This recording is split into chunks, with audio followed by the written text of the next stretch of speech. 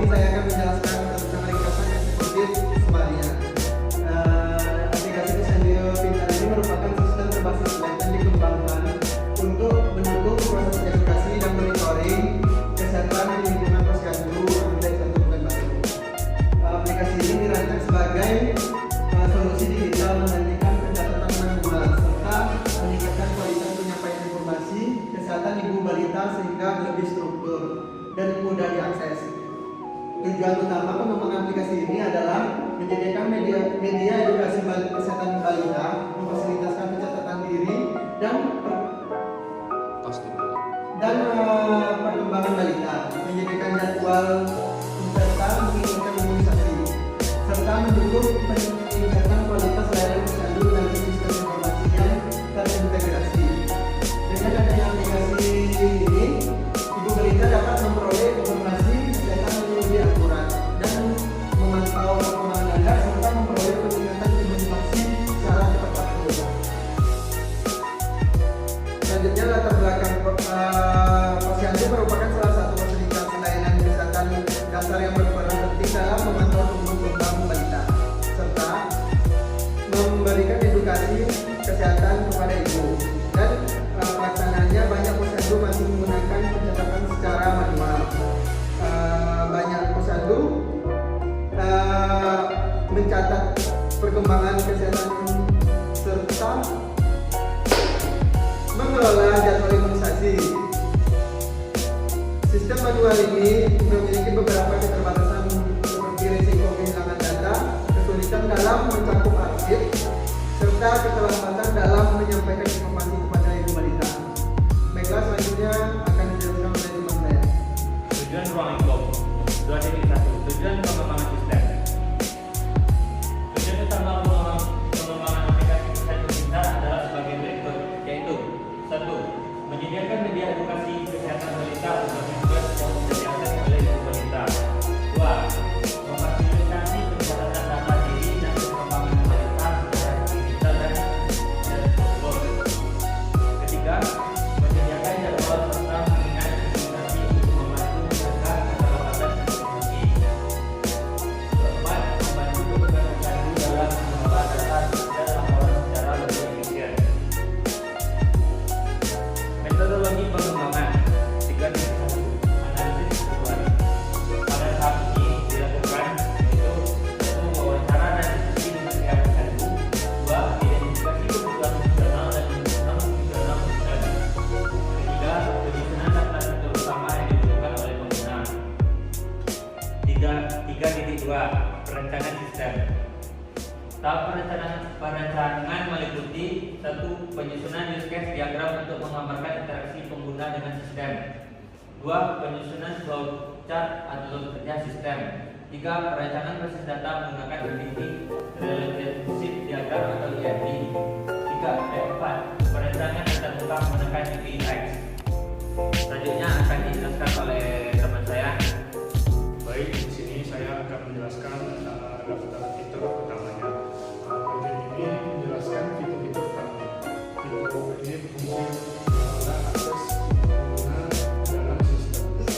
Fungsi utama yang pertama itu halaman login untuk ibu balita dan petugas posyandu.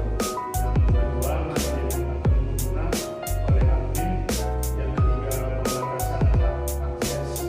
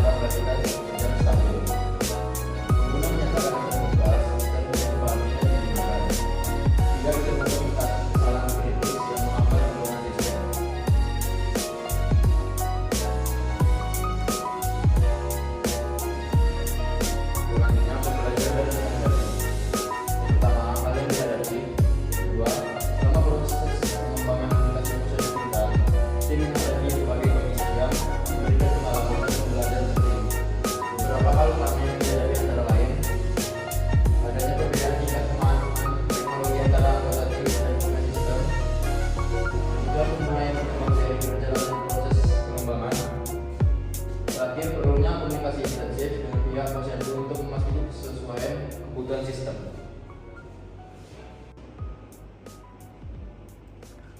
Baik, saya akan menjelaskan tentang kendala yang dihadapi. Yang pertama yaitu ada beberapa kendala utama yang dihadapi selama pelaksanaan proyek adalah sebagai berikut. Yang pertama adalah ketergantungan waktu yang dapat diselesaikan secara fitur sesuai rencana. Yang kedua ada di keterlambatan waktu pengalaman teknis sebagai anggota tim dalam pengembangan aplikasi web. Yang ketiga ada di perubahan kebutuhan pengguna di tengah proses pengembangan.